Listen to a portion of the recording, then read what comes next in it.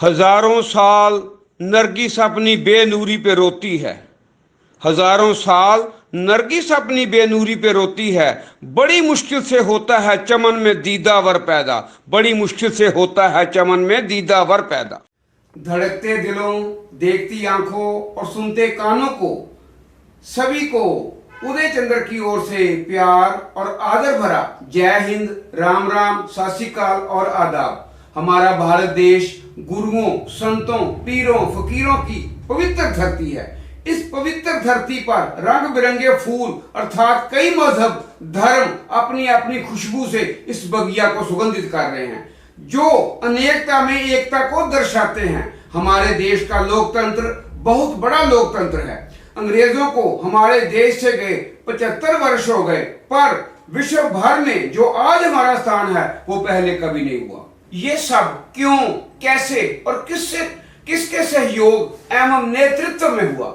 घर का मुखिया तभी अच्छा लगता है जब वो पूरे परिवार के सदस्यों के हितों का ख्याल करे।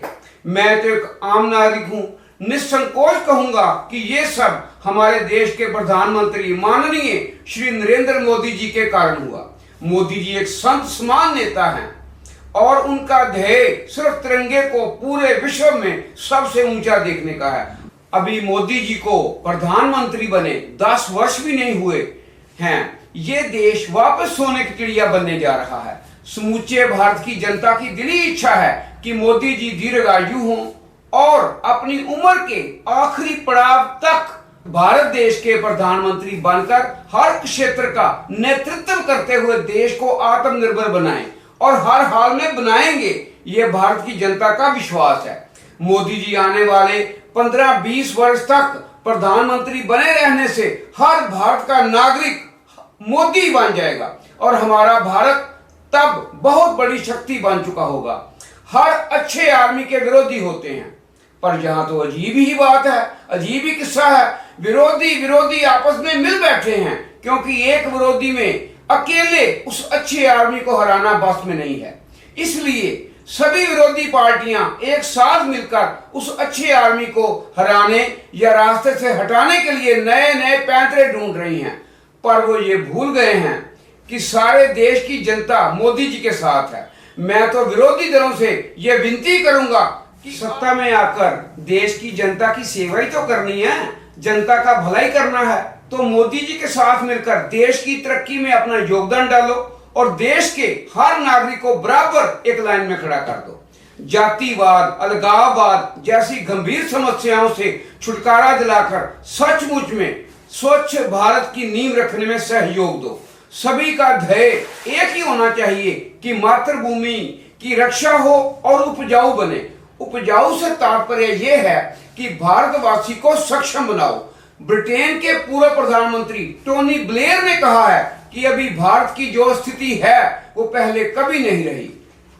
इस समय भारत देश पहले से ज्यादा ताकतवर है। G20 देशों में भी जो अहमियत इस समय है वैसे कभी नहीं हुई। विदेशी ताकतों के पास अब भारत के साथ मिलकर चलने के सिवा कोई विकल्प नहीं है। विदेश नीति के मामले में वह ज्यादा सुलझा हुआ है। दुनिया के अहम मुद्दों पर राय रखने पर भी उनकी बेबाकी साफ नजर आ रही है। उन्होंने ये भी कहा कि अब इन बातों का कोई मतलब नहीं कि वह यूएन का सदस्य स्थायी है या नहीं। इकोनॉमी और सुरक्षा के मामले में भारत कई देशों से आगे निकल गया है। टोनी ने विदेश मंत्री एस जयशंकर की भी तारीफ की है। जो मैं अब कहने जा रहा हूं उसे ध्यान से सुनना। उन्होंने ये भी कहा कि कई देश इस दुविधा में रहते हैं कि उन्हें अमेरिका और चीन में से एक को चुनना होगा, लेकिन अब भारत तीसरा विकल्प बन गया है। उन्होंने मजाकिया लहजे में यह भी कहा कि पहले तो सिर्फ उनकी क्रिकेट टीम ही मजे चखाती थी, लेकिन अब राष्ट्र के तौर पर वो अच्छों पर भारी पड़ रहा है। मैं तो यही कहूंगा कि घर दा जोगी जोगड़ा ते बाहर दा जोगी सिद्ध। आज हम भारतवासी राम को पूजते हैं, रावण को कोई नहीं पूजता। अर्थात अच्छाई सभी को पसंद है, बुराई किसी को पसंद नहीं। मोदी जी एक संत हैं, क्योंकि उनका अपना कोई निजी परिवार नहीं है, पूरे का पूरा देश ही उनका अपना परिवार है। साथ में वो एक सिपाही भी हैं। जो पूरी चौकसी से देश की रक्षा कर रहे हैं। मजाल है कोई आंख उठाकर हमारी सरहदों को कोई दुश्मन देख भी सके। ये सभी बातें देश की जनता जानती है। श्री नरेंद्र मोदी जी आखिरी सांस तक प्रधानमंत्री बने रहेंगे। अंत में मोदी जी के लिए ये खाकसार 2 लाइनें पेश कर रहा है। मुद्दतों खुद की भी खबर ना लगे, मुद्दतों खुद की भी खबर ना लगे, कोई अच्छा भी इस कदर ना लगे। देखा है और भारत की समूची जनता जानती है, देख रही है तुझे उस नजर से जिस नजर से तुझे किसी की बुरी नजर ना लगे। वंदे मातरम, जय हिंद।